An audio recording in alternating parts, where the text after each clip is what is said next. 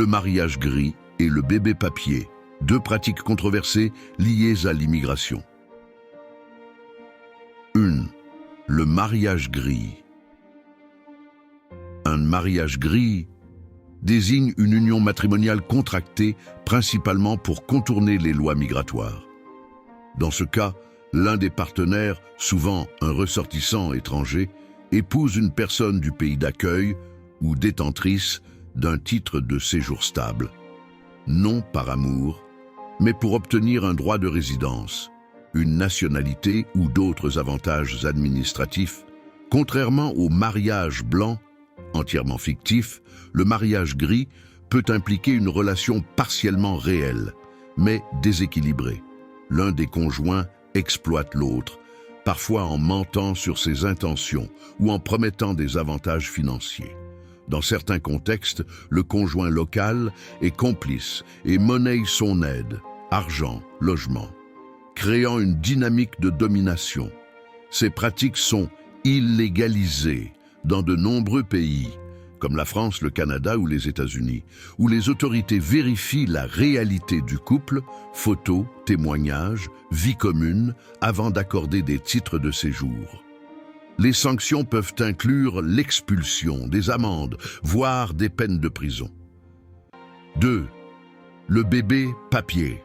Un bébé papier, ou enfant encre, est un enfant né dans un pays où le droit du sol s'applique, c'est-à-dire qu'un enfant obtient automatiquement la nationalité du pays de naissance, indépendamment de celle de ses parents.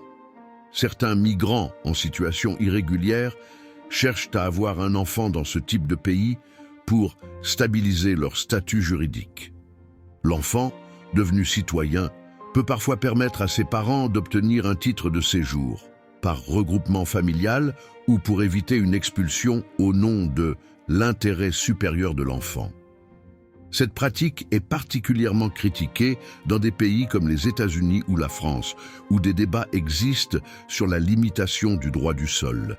Les détracteurs y voient une instrumentalisation de l'enfant, tandis que d'autres soulignent la complexité des situations migratoires. Certains États ont durci leurs lois, suppression du droit du sol pour les enfants de parents en situation irrégulière dans certains cas. Implications communes.